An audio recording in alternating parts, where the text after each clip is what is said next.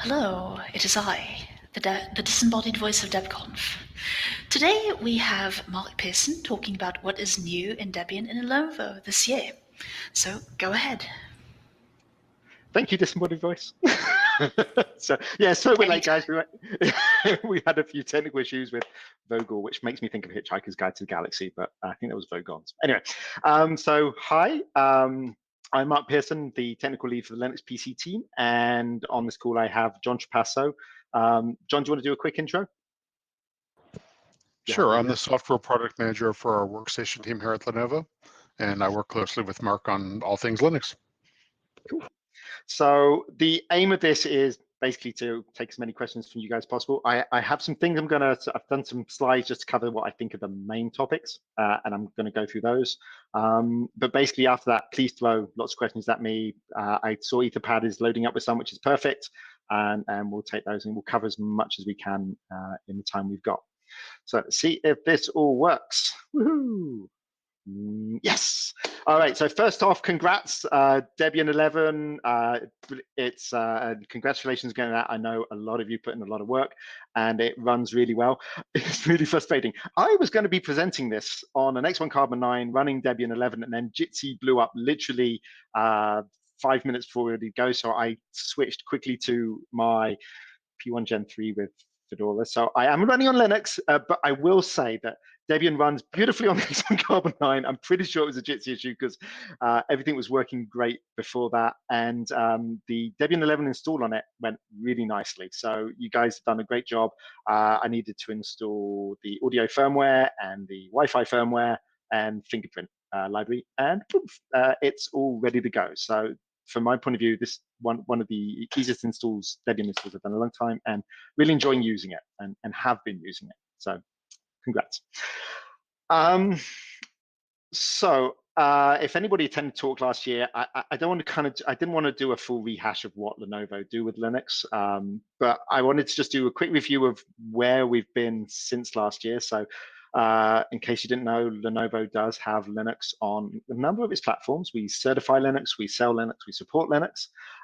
We are around 35, and I put around 35 because it changes as some gets added in, some got support, but roughly about 35 platforms. I think when I presented last year, we had our first couple online. So we have much more, not all of them for various reasons, and I'll get into that in a little bit. But we've got a special, it's called a dynamic something or other. So you click on that link and it should load up all the Linux platforms that are available. So that's for the US. The other big thing is we have our first platform up in Europe. We just have the one at the moment, X1 Carbon 9, but it's kind of important because I'll cover that in a bit too.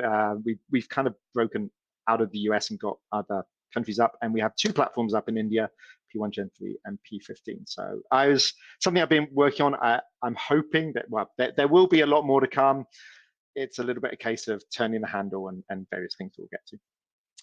From a Debian point of view, one of the biggest things that I think we've done is there's the firmware soft signed package. So this is the Intel audio SOF audio package. So that's now available. And I don't know if I can call myself the maintainer because I'm not an official DM. I don't have that badge, but I basically have been looking after it and doing updates. I want to say a huge thank you to Vincent Barat, as well as a whole heap of others. There was a bunch of people who provided me with guidance and help doing it. So it basically came around one weekend. I was like, okay, I tried a number of routes and I was like, I got to do this. And to anybody who's listening to this and thinking of contributing to Debian, my recommendation is just do it. So I tried, various other things, and that didn't work. And then I was like, you know what, I'm just going to give this a go myself. And it worked out. The documentation was great and the community was great for helping me. And we have this package available. It's important from our point of view because it's needed to make audio work on all the new Intel based platforms that we have.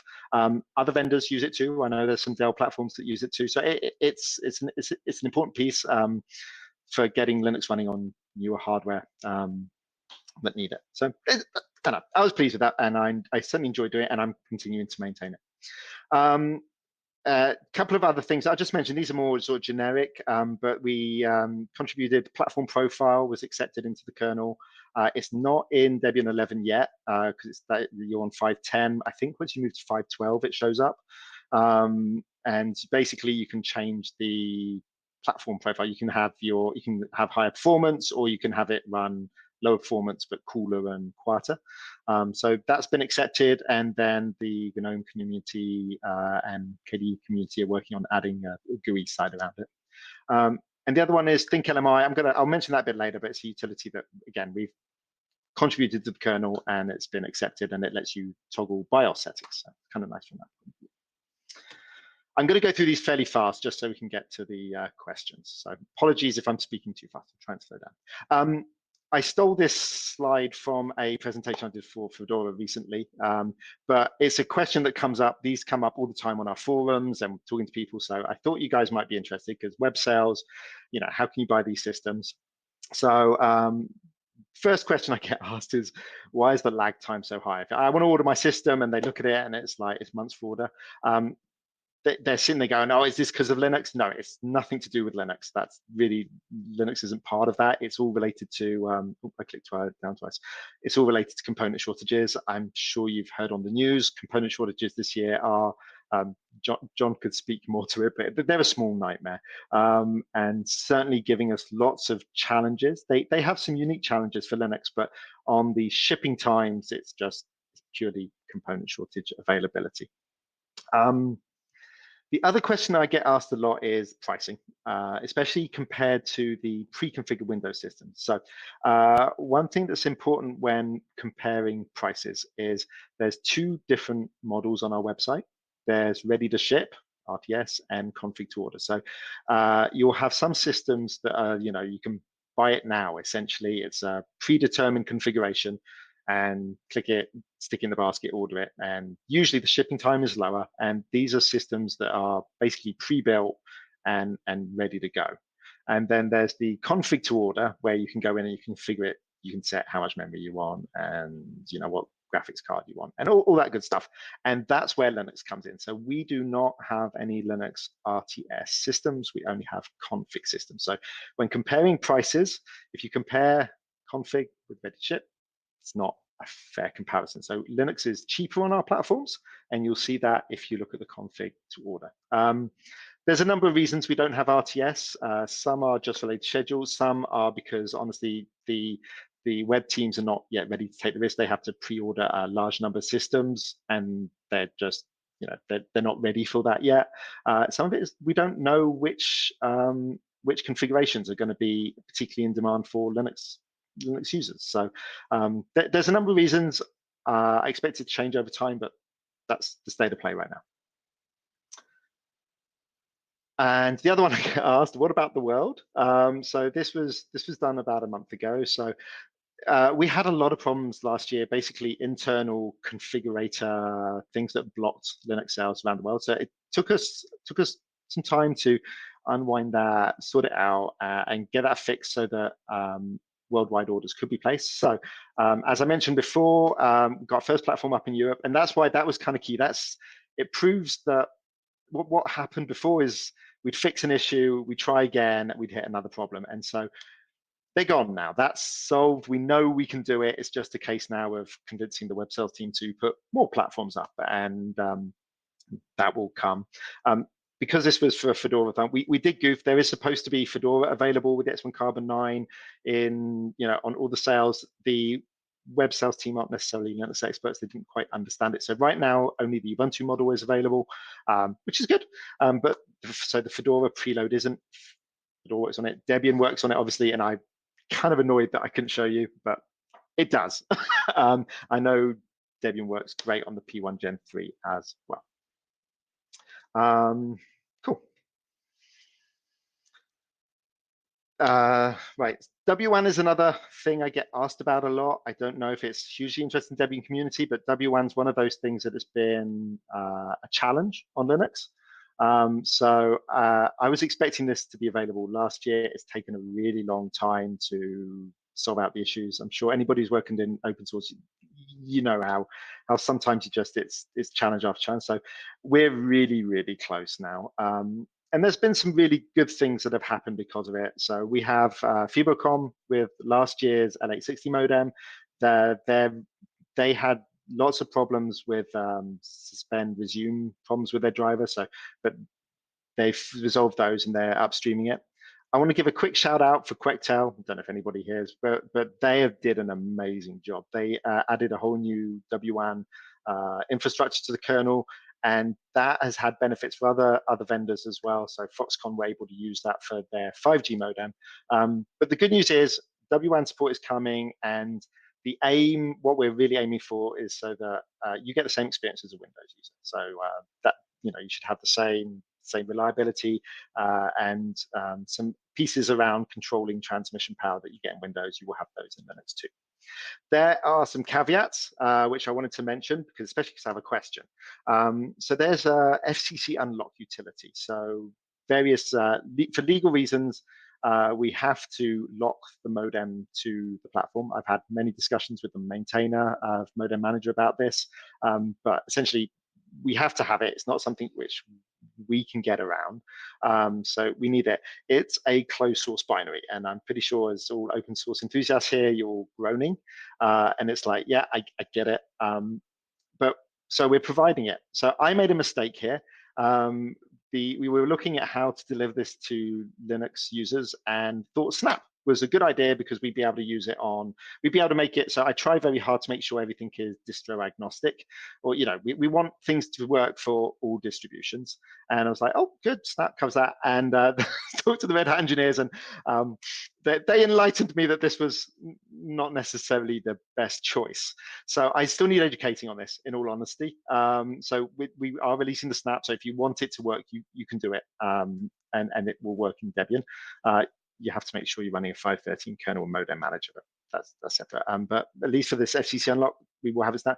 I would love to get feedback, and if maybe it's not something we can do in this call, hit me up, Mark Pearson at Lenovo.com, on packaging. So Red Hat would, we're looking at doing a flat pack, but I don't know how that fits with Debian community. I got a feeling this is a can of worms, but it's something I would like to have a discussion with the community to understand. Recommendations, and I'm looking for something that works for as wide a cross-section of the community as possible. The other thing to mention is you have to certify your WAN, and that's quite expensive. It's an expensive test process and all the rest of it. So it's not going to be turned on for all platforms initially. It's going to be led a little bit by product demand. So I'd love feedback on that, but just to set expectations. I don't want anybody saying, right, that's it, it's going to work on all platforms. X1 Carbon 9, X1 Yoga 6 are the first ones. And then I think the other X1 platforms will follow after. But feedback on which platforms it would be good for is always appreciated. So that's WAN. So I mentioned ThinkLMI earlier. So it's just it's a kernel driver and a utility to be able to modify BIOS settings. The main reason I wanted to mention this is, firstly, a big thank you to anybody in the kernel community who helped me with the review. But again, just I know Debian has a lot of, I've attended a fair few talks about, community involvement and that side of things. So for me, ThinkLMI I've worked with the Linux kernel for a long time, but not necessarily contributed upstream until doing this role. And it was a really positive experience. And it's the best code I've written. And I was pretty happy with it before, and then contributed it and got a lot of feedback, and all really nicely given, but feedback. And so the end result was so much better than where it started. I learned a heap, and I think the product is better. And I don't know, as open source enthusiasts, we should be excited by that, because that's why Linux is so awesome, because we have this open review process that makes the code better. So kind of wanted to mention it. For me, it was a very positive experience, and I think it's one of the things that makes Linux awesome. We've got some enhancements coming. If you're on a ThinkCenter based platform, there's some things coming down the line. Alrighty. So questions. Now, I had some before. John, did you want to jump in and say anything on the things I covered? Sorry, I kind of whistled through it, but did you want to cover anything? Or No, I don't think I have anything major to add to that, aside from answering questions, obviously. Okay, cool. So, I put them on Etherpad. Hopefully, oh, good, people are adding them. Cool. So the ones at the top are the ones I had before. So I'm going to answer those first. I was going to invite anybody to join the Jitsi call, but given it all crashed just for this call, we decided that was probably a bad idea. So I'm sorry. I would love to just chat with people and hear what you're saying, but yeah, we're trying to keep within the realms of what the technology can support. Oh, that's interesting. It's not. I thought it would switch to the Etherpad. Is it going to do that? Let me just try something. I tested this before. Just a moment. Anyway, I think we can don't worry do about this. it. I'll keep going. I put the first few, I put them into my slides. I was going to switch to Etherpad, but I'll carry on. So first question was about hibernation and how to make hibernation work. So this one was actually really interesting for me. So the S0ix drains the battery passionately. So I have to disagree. I'm actually, so I've worked with the Intel engineers and now the AMD engineers. AMD are adding S0ix support and the experience there is really positive.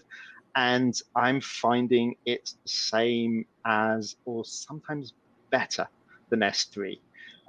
So I'm going to disagree with the S0ix drains. If it is draining your battery, then there's issues that should be resolved. And if it's on our platforms, especially the Linux certified ones, I'm afraid, but let me know because that's something which needs to be fixed. What you will find as well with, certainly at least with the Intel platforms, with the Tiger 8 generation and onwards, only S0ix is officially supported by Intel, and you start hitting odd problems with S3. We've enabled S3 support for customers that want it, but I don't really recommend it. So the question was interesting from that point of view.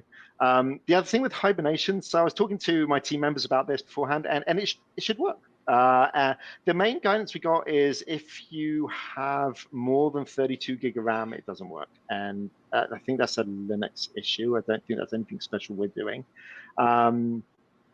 And it's below 32 gig, you can make it work. And at 32, it apparently is a little bit shaky. So it's not the best answer, but yeah, S4 should work. And if it doesn't, let us know.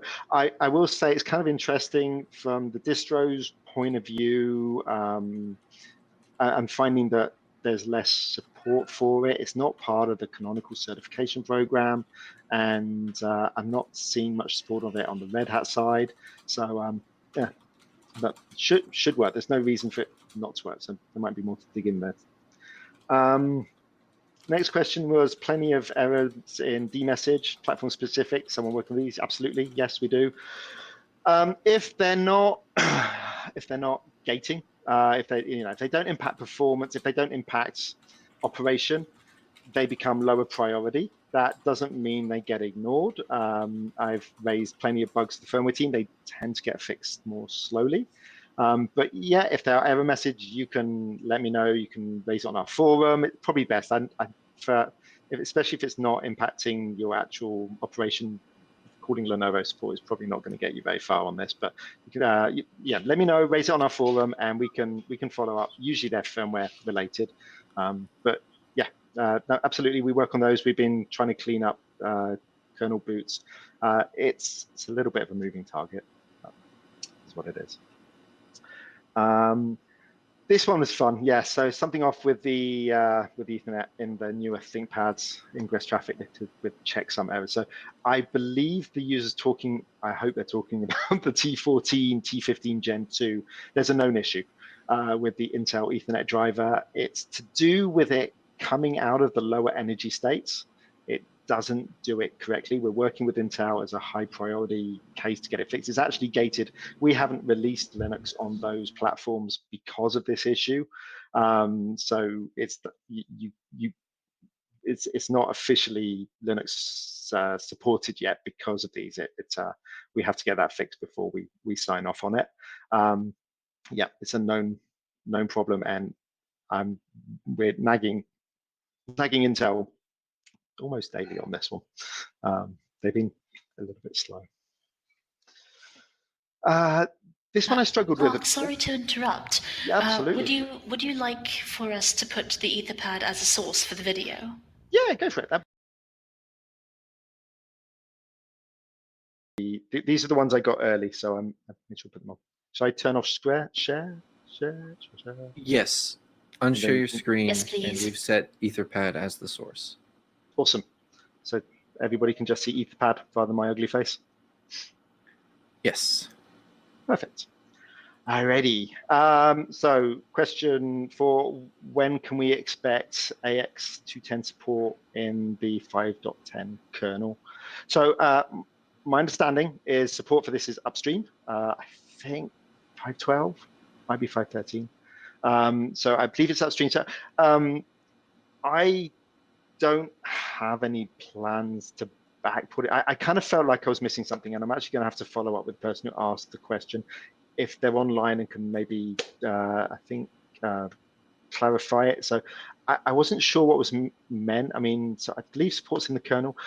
I was kind of intrigued to maybe use this one as a wedge into the question of from Lenovo contributing to Debian. So when I very first started, I think I tried backporting a couple of patches and it didn't go so well, largely due to my inexperience, in all honesty. But I'm never quite sure how much it makes sense for us to do stuff like that. Like I have to, mostly when I'm running Debian, I tend to be running the testing release and running the very latest. And so, yeah, that might be a discussion about how Lenovo can contribute more. Backporting is not a fun exercise, and it's a lot of work. I have a lot of respect for all the people who do that stuff. So I don't think I have a good answer for this one, but. So, and the last one out of this particular batch, Lenovo's strategy on the newer SOFD mix, that stuff. So I think that's basically the firmware soft signed that we're doing. I work with the soft team actually. So just as a note, I was doing the update to the package to the version 1.8 of the Intel soft package just at the end of last week and testing it and found some problems. So I'm working with them on fixing that. And then once those are resolved, I will release an update to that package. So I don't know that we necessarily have a strategy, but I will continue to support the updates to that, to the firmware, firmware soft package. And for pushing necessarily packaging backports, maybe that might be one, like if I'm supposed to be doing something like that, let me know. I have no issue. I'm still a little bit new to it, and so I will take guidance on if that makes sense. It's if it's useful. It's a binary package, so I'm not sure if you can't just grab what's there and install it. It should just work, but yeah, I might need to follow up on that one. Any updates on availability of other models with Linux? And this is particularly about the X1 Extreme. So yes, we have more models. The X1 Extreme was interesting. So that one actually failed energy certification. So the way it works is we do our hardware enablement and Canonical, we work with the Canonical engineers. They do a fantastic job. They run it through their certification testing and they help us with the hardware enablement, and that's actually that gets the bulk of it fixed. Once they finish, they give us the golden image and we run energy certification on it, and once it passes that, then we have to run some factory test, and then it goes to the web sales team to put online, and how fast that happens is a little bit in the lap of the gods. So the X1 Extreme was interesting because that was actually with the closed source NVIDIA driver, and it failed the energy certification. And it actually gated us getting it online. So a whole bunch of historical frustrating means, so which we've addressed, so shouldn't happen with this year's model. If you buy the X1 Extreme, it should work well. It should work well with the Nouveau driver. I don't have one myself, but I believe that last year's model will work very well with the Nouveau driver. If you want to stay open source, if anybody's had experience with it, let me know otherwise. And yeah, so as I said right at the beginning, we have, you know, the portfolio is growing, and yeah, I'm not allowed to talk about future platforms. I get a big slap on the wrist for that. But yes, there's more good things. Oh, it's you got the Gen 3 running. Okay, yeah. So I'm actually just I'm on a P1 Gen 3, which is virtually the same as the X1 Extreme. So I'm just curious, do you have the NVIDIA graphics card, or are you running UMA? Anyway, but yeah, it should run well. You should get firmware updates of LVFS. It should be a good experience. It just didn't make it online. And I appreciate any patience. The Linux program is kind of like, I think we set our goals high, which is good, and we certainly a little bit has been the last 18 months. There's been the challenges worldwide, which everybody's had, but there's been some learning on our side as well of things that we need to fix. And I think the good news is we're addressing those, fixing it. It will get better. There's always going to be some improvement. Next one, corporate. Oh, somebody added in LibreBoot. So I actually had an interesting discussion with Stefan. I hope I pronounced that rightly, about Core Boot earlier today. He sent me this question. So no, Core Boot doesn't get discussed at Lenovo. John, I don't know if it's ever come on the workstation team, but so no, it's not. I think I've said this before. One of the key things is, our aim is to get Linux going on exactly the same hardware that ships Windows. So I think, switching to Core Boot would be a huge exercise. I think there's some great things happening in the industry. I think Core Boot's a fantastic project. It's not something that's on my radar right now. Yeah, maybe in the future, but not right now. So. All right, so now, just so you know, we're into new questions. I've not seen these before, so I haven't even had a chance to prepare for these ones. So current status of support for the fingerprint reader in T470. So I'm pretty sure that's an old platform. I don't know what fingerprint reader it's got, but I'm guessing it doesn't have the Synaptics Prometheus device. So if you look at the USB ID, and it said, see, how many times it is 006B00CD, I think it is. And I know USB IDs. I'm going to guess it's not that device. And at that point, I'm afraid you're out of luck. Basically, Synaptics, there's two different types of fingerprint reader, match on host and match on chip. So match on chip has Linux support. If you go check the libfprintd GitHub site, they have a link to all the supported devices, and check your USB ID against those. It pretty much breaks down as match on chip versus match on host. Match on host, they don't have it. And unfortunately, I've had conversations with them, and yeah, they are not willing to add support to Linux. So, oh, it's interesting. Once you've enrolled the fingerprint, does it work? And so I'm watching someone type live. So, okay. I'll come back to that one if there's updates. UC DocStation is simply great. I'm on one right now. Pretty much out of the box. Seems to be issue around sound cards, mic, and whatnot. Could be I don't suppose the person there knows what type of dock it is. So we do Linux certify our Thunderbolt docs, Thunderbolt 3 and the coming up Thunderbolt 4. I happen to be right now, I'm on a Thunderbolt 4. I haven't had audio issues. I still have some problems with multi-monitor display.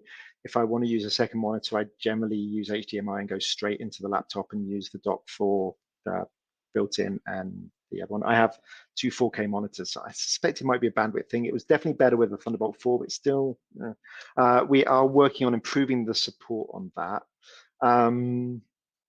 USB-C, I think, tends to have even more issues. There are quite a few issues with the USB-C dock. I've actually been working on one right now, but it's unofficial.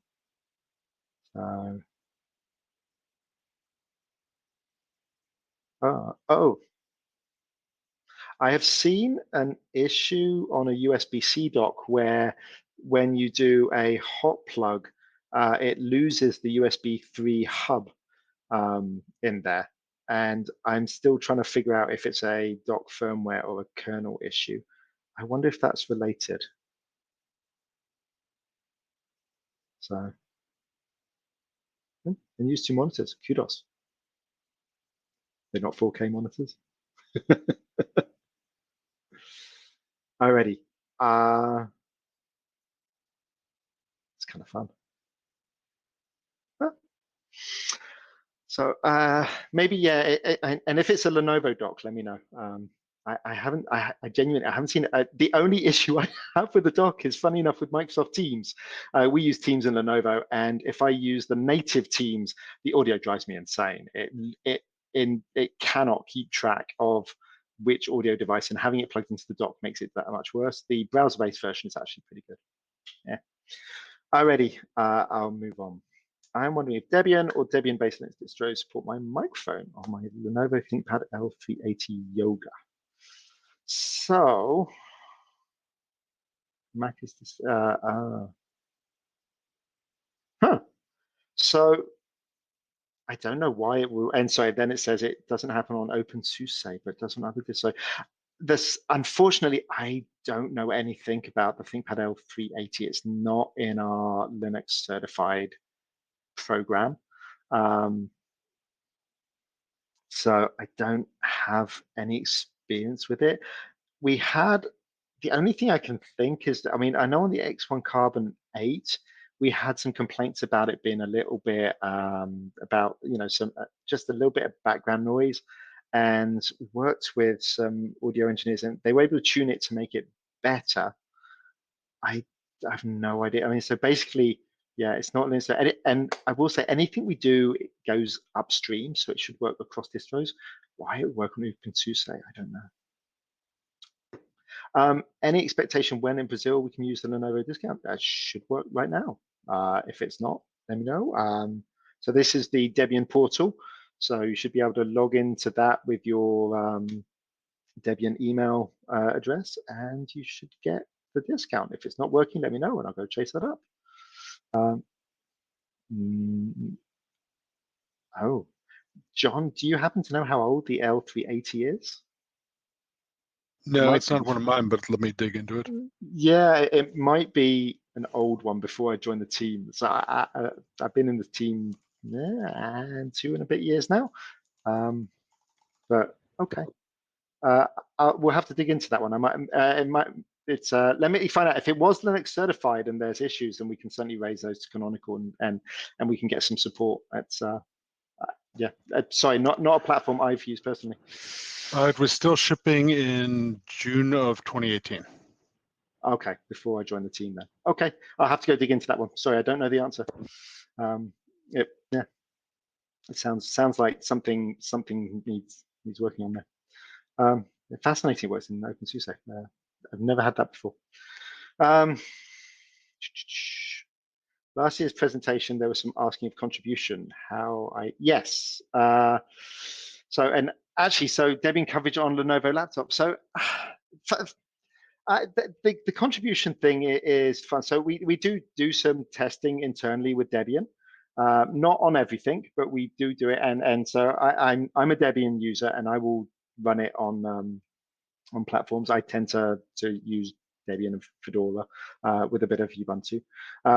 So we do generally test out. We don't test out on everything. I know. So, it's interesting. I've never looked at it the other way around. It's like how you guys can help with Debian coverage on Lenovo. I'm always sitting there going, how can we get? So just as an aside, and one of the things I'm trying to do with my team, I wonder if any of my team members are on this, but I'm encouraging my team to contribute more to open source, do more testing, and just generally getting more involved, digging into things and finding issues and contributing to the kernel and user space. So I'm always looking for opportunities there and good ways to do it. And in my team, it's quite happy for anybody to use any distro. I try very hard not to make Lenovo sort of like focused on just one distro. Obviously, we work a lot with the Ubuntu, Red Hat, Fedora communities because we have the preloads. But I'm very keen to make sure that our systems are, work on any Linux distribution. So I'm going to bounce that one back. If people have got ideas of the best ways of doing things, I know after the presentation last year, I got feedbacks. There were some projects where you can submit results, and I have to be honest, I kind of dropped the ball on that one. throw me some ideas. And it's definitely something I'm looking at, generally how we can improve Linux coverage. And Debian would be good too. Any chances Lenovo would adapt some of framework's practices and make accessing maintenance manuals and replacement parts easy? I don't know the answer to this one. John, is anything you? I don't know what framework practices are, unfortunately, but for maintenance manuals and replacement parts, I don't know. No, this is something we're gonna have to take back offline with our support team and have a deeper discussion. Yeah, yeah. Sorry, I don't know the answer to that one.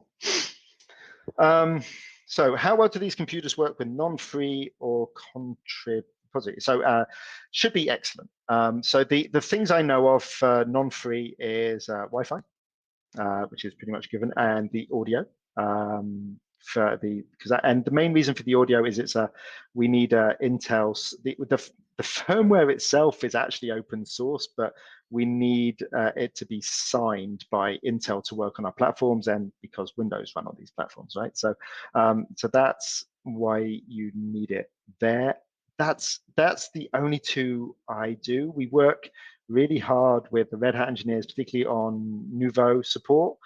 It tends to take a while. Like if you take one of if you get the P1 Gen 4 for this year, you won't the Nouveau drivers. If you have the very latest, the Nouveau driver state where it works as long as you're using the built-in display, but as soon as you connect it to an external display, it blows up quite spectacularly. So you kind of, if you've got a platform with NVIDIA in it, you're still honestly looking at using the NVIDIA closed source binary. So if that's a concern, honestly, don't get a system with the NVIDIA drivers.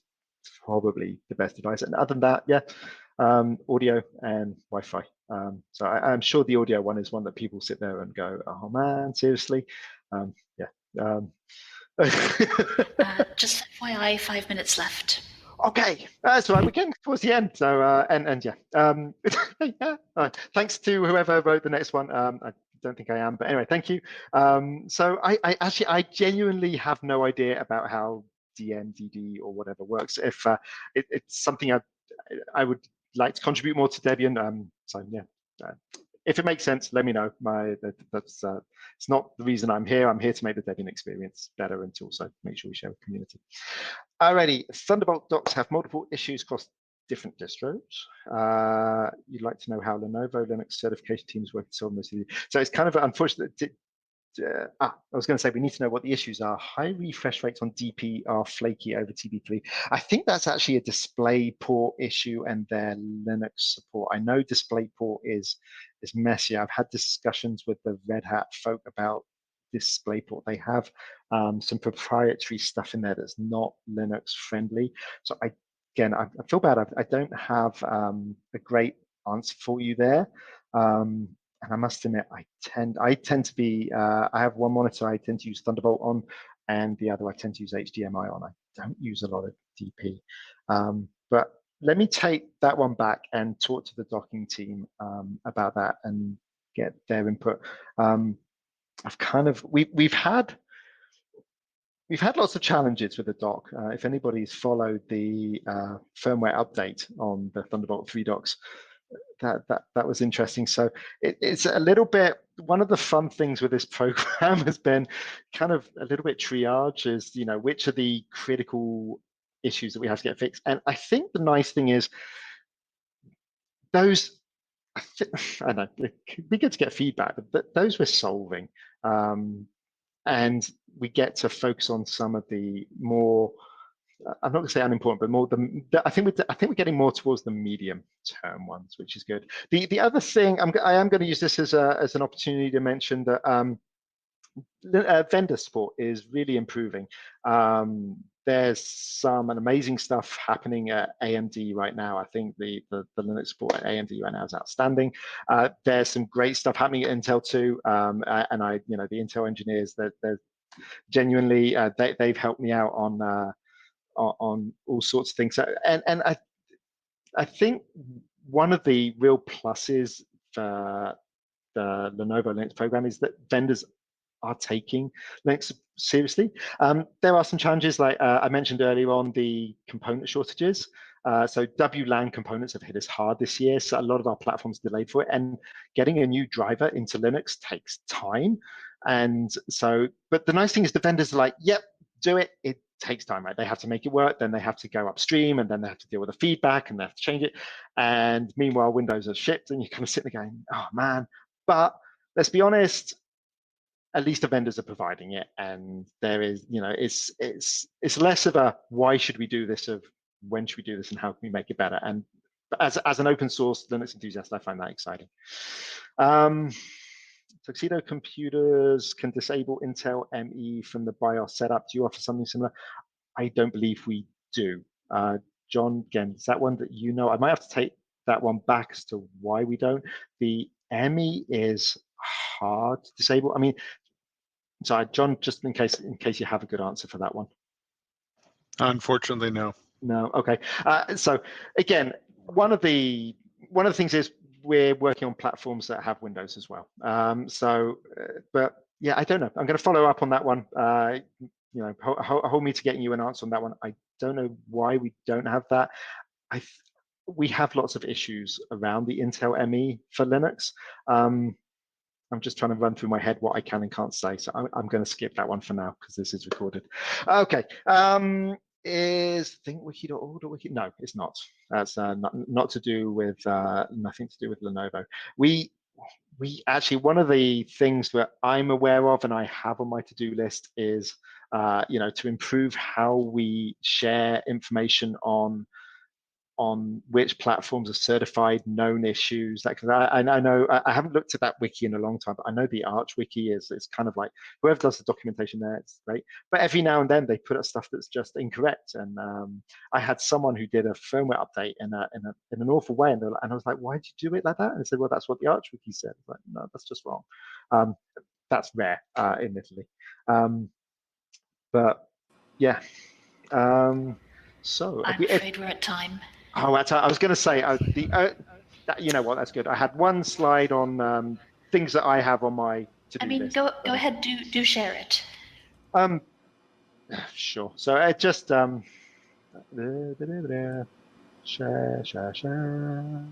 am I going to share?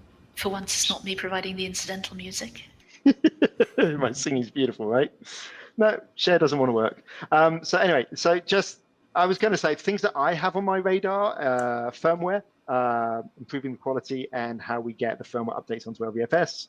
Enablement time, how we get Linux out at the same time as Windows. That's honestly probably a bit of a dream, but how we get it closer to Windows. We came close with S1 Carbon 9. We were going to be out at about the same time, and then we had a panel-related problem. Worldwide sales, that's high on my list, and getting the Lenovo team to contribute. And then I have some unsupported hardware components, which we call it the grey list. They're not officially supported. I want to reduce that, and MIPI cameras. But I would love to hear. So I kind of feel. Thank you to everybody for the questions. If I sometime figure out how to have more of a conversation, there's definitely things that I feel like more two-way. Understand what Debian community is looking for and how we can do those pieces. Right, I am babbling. Sorry, you wanted to wrap up. Okay, thank you very much, Mark. For those who would like to know when DebConf is happening tomorrow, please bear in mind that we're starting slightly later and that talks will begin in approximately 16.25 hours. That is at 1500 UTC. Thanks very much. I've been your disembodied voice, and good night.